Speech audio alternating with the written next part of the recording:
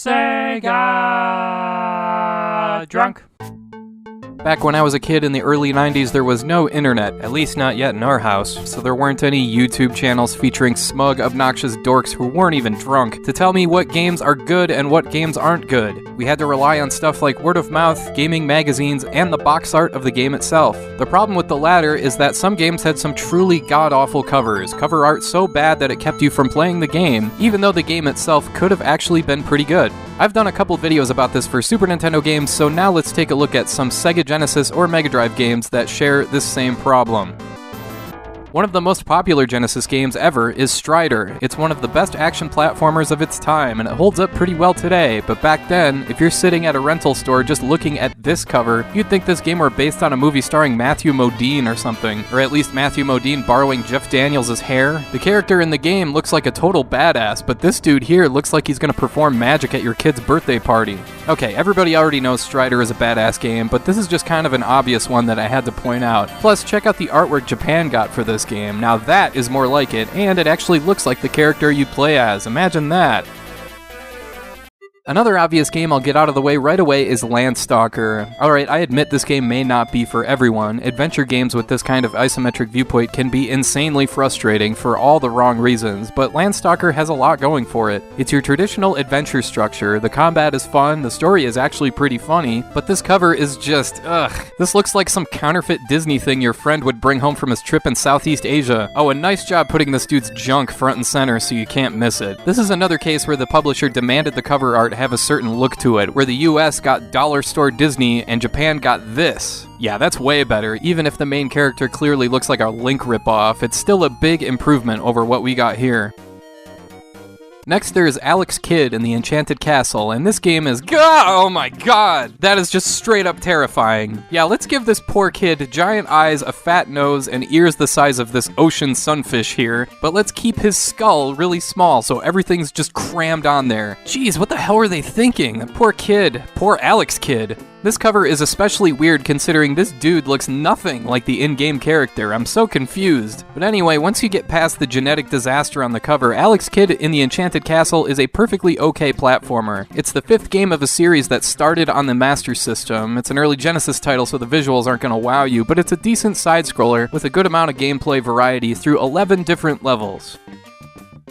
Dynamite Duke is a gallery shooter that's a short but fun playthrough. It's an arcade port featuring 6 stages with really simple gameplay where what you see is what you get, just shoot at everything that moves. But for the cover, they chose to hire a guy that looks like every high school gym teacher ever and told him that a couple of kids are skipping his class to go have a smoke. Well, either that or he's just doing the Keystone Light bitter beer face.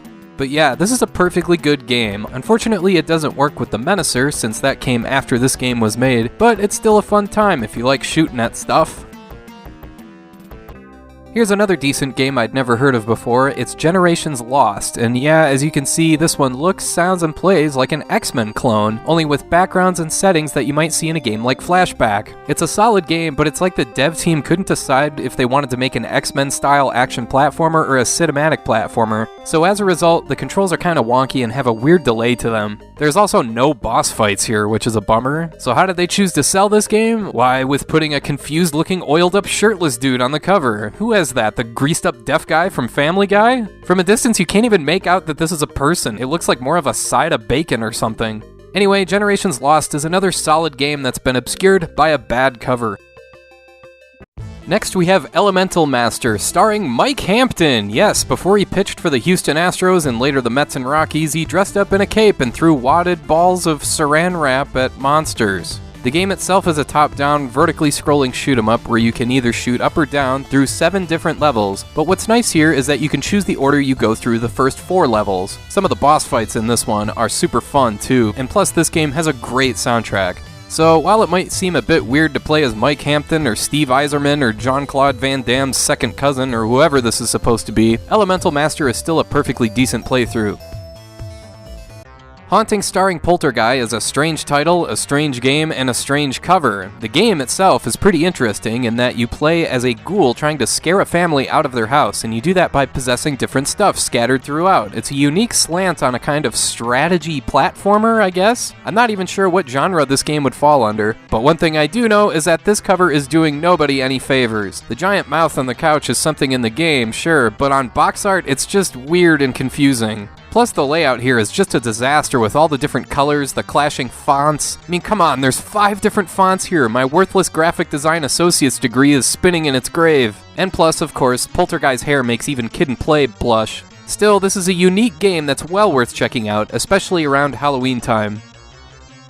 Finally, of course, I gotta talk about Kid Chameleon. This is a classic case of a cover where a bunch of people in their 50s got together with their MBAs and said, we need a cover that appeals to kids, featuring a kid who looks cool, someone every other kid will point to and say, yeah, I want to be that kid. And what ends up happening is every kid sees this cover and says, look at this dork, who even looks like that? It's some of the most early 90s cover art ever, up there with Super Buster Brothers, but Kid Chameleon the game is an interesting one. It's a side-scrolling platformer where you take the form of a ton of different characters featuring all sorts of different weapons, and it has an arcade structure where this one just goes on and on and on for over 100 levels. Some people slag on this one for being too generic, and it definitely gets boring to play after a while, but I like this kind of arcade style where seemingly an endless amount of content to plow through, and plus some of the power-ups are really fun. Kid Chameleon isn't going to compete with Mario or Sonic or anything, but it's still a good time.